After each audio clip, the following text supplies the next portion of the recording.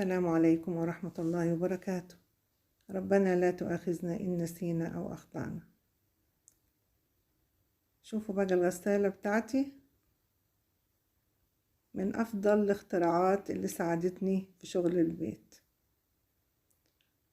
رغم إن ما كانش حد موافق عليها يعني في الأسرة، بس قررت أجيبها والله، وكانت سهلة في تركيبها خالص. بقت مشتركة مع غسالة الملابس، سواء في إمداد المية أو في الصرف. ما كسرناش في الحيطان ولا أي حاجة، زي ما انتوا شايفين كده.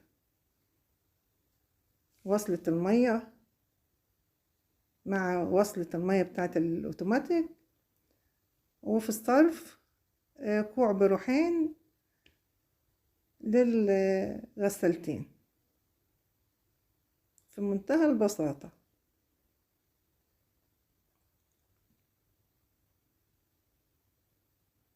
ودي غسالتي نوعها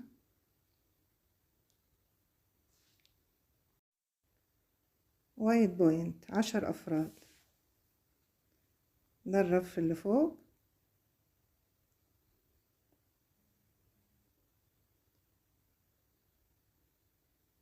وده الرف السفلي.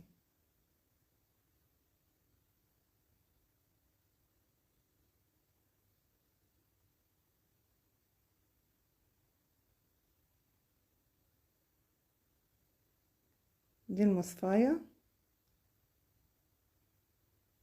الصغيرة ودي الكبيرة. دول كل أسبوع مثلا تطلعيهم وتغسليهم على الحوض غسلة بسيطة كده. والمصفى ديت مزدوجة على فكرة، يعني بتفكيها وتغسليهم هما الاتنين وتركبيهم فوق المصفى الكبيرة. وده المكان اللي بنحط فيه الملح. هوريلكوا العلبة بتاعته دلوقتي.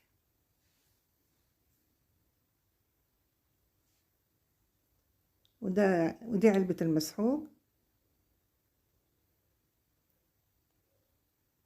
وده الزيت. وطبعا في ناس بتستخدم الأقراص بدل الدوشة دي كلها يعني.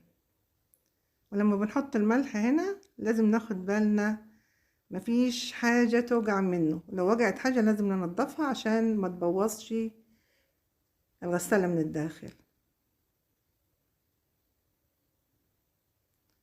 شايفين ده الرشاش العلوي ده، ودي العلبة اللي بنحط فيها الشوك والمعالق او المصفى بتاعتهم، وده الرشاش السفلي.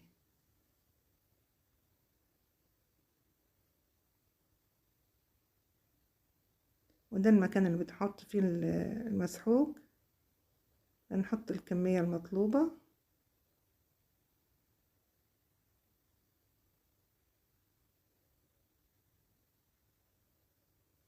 تقريبا معلقة كبيرة.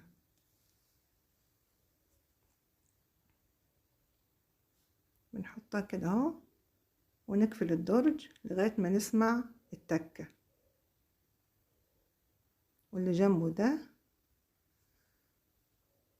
مكان الزيت، نفتحه كده اهو ونفضي الزيت لحد ما نشوف يعني سطحه كده، يعني نحط كمية حلوة لحد ما نشوف سطحه باين كده. وبنقفل كويس طبعا، وما نتكش على الباب عشان ما يبوظش. هنا بنرص المعالق والشوك في الصفاية، بنرصهم متباعدين عشان ينضفوا كويس. والسكاكين طبعا نحط السن الأسفل للأمان يعني. نستمر في وضع المواعين. ادي الأطباق وجهها للداخل،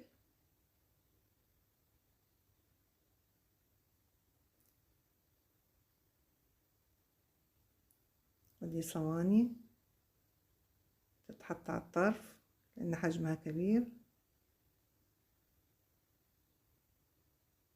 ونشوف لو المكان ما كانش كويس نغيره. السلطانية بتكون وجهها الأسفل عشان تنضف.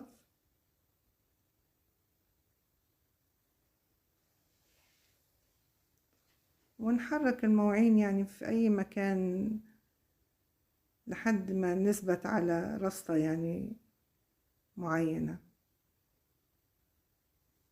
والمفروض طبعا ما نسمحش للأطفال إنهم يستخدموا الغسالة أبدا، لأنها طبعا فيها خطورة عليهم. وبرضو كمان ما نسمح لهمش إنهم يلعبوا فيها، لأنها طبعا ممكن تبوظ بسهولة يعني. فلازم اللي يستخدمها يكون كبير وفاهم، وياريت كمان يكون جرى الكتيب بتاع الإرشادات بتاعها. أدينا كده بنرص الرف العلوي، بنحط الكوبايات والمجات ونغير ونبدل يعني لغاية ما نستقر على وضع.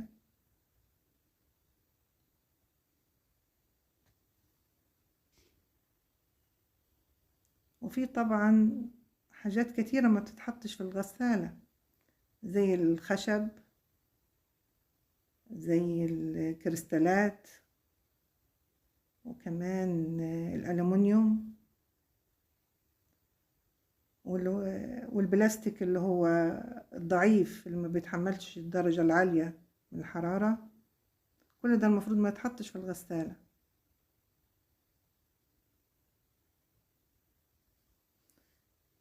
لكن هي بصراحة عملية جدا، بتوفر وقت ومجهود. فلو انت عندك مقدرة مالية انك تجيبيها وعندك مطبخ يسعها ما تتردديش. وهي كمان مفيدة جدا برضو يعني لو ست كبيرة في السن مريضة، لا طبعا بتساعدها كتير.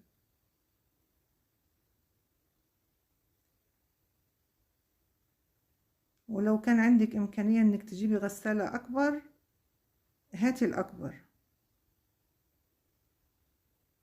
كده بنكمل رص المواعين. المصفى ديت ممكن تتحط من فوق على الأرفف دي، وكمان طقم التوزيع والمضرب السلك والكوبش. بس طبعا ناخد بالنا نحطها كويس ونتأكد إنها ما بتتحركش. وزي ما قلت نفضل نغير ونبدل لغاية ما نستقر على وضع معين للمواعين، ونتأكد من الرشاشات العلوية والسفلية إنها بتتحرك بسهولة، مفيش حاجة بتعترضها عشان ما تتكسرش. شايفين اهو بنلف كده الرشاش اللي فوق وادي الرشاش اللي تحت، بنلفهم عشان نتأكد انهم بيتحركوا بحرية. خلاص كده هنقفل الغسالة.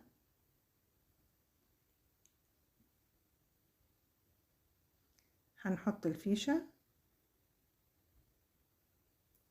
هنظبط البرنامج اللي احنا عايزينه،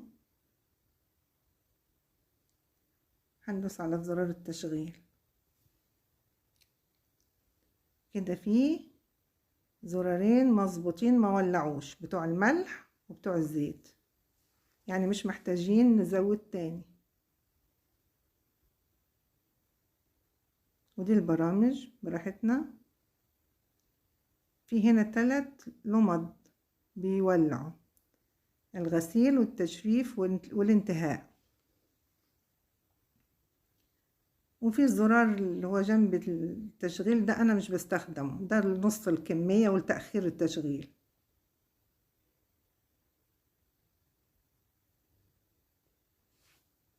كده خلاص الغسالة انتهت من العمل برجع التايمر مكانه وبشيل الفيشة، وزي ما انتوا شايفين مش من السلك، من الفيشة نفسها للسلامة طبعا. بفتح الباب بتاع الغسالة شوية كده اهو، وبطمن نشوف ايه الدنيا ماشية ازاي. ما شاء الله.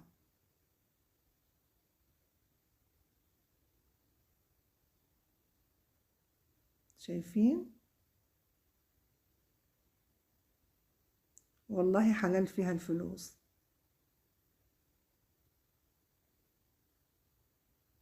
انا يا دوب كده هغسل بس الألمونيا بتاعتي على الحوض، والحاجات اللي ما بتدخلش في الغسالة وبتكون حاجات بسيطة، لكن كل الحاجات الرفيعة ديت الغسالة ايه قضت عليها تماما. وشوف الكوبايات ما شاء الله بتلمع، نظيفة ومتعقمة وشبه جافة. زي ما قلت لكم حلال فيها الفلوس.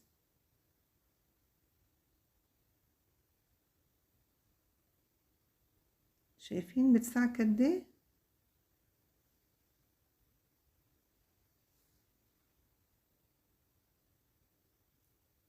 والغسيل طالع ما شاء الله.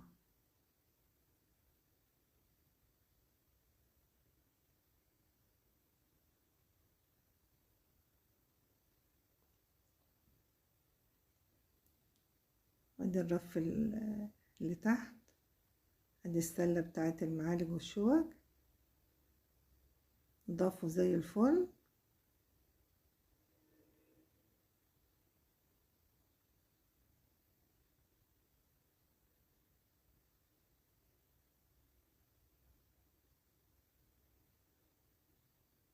وادي الاطباق نظيفة اهي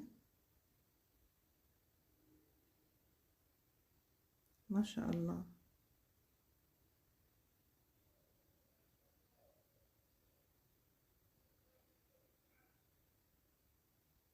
كل المواعين نظيفة تمام.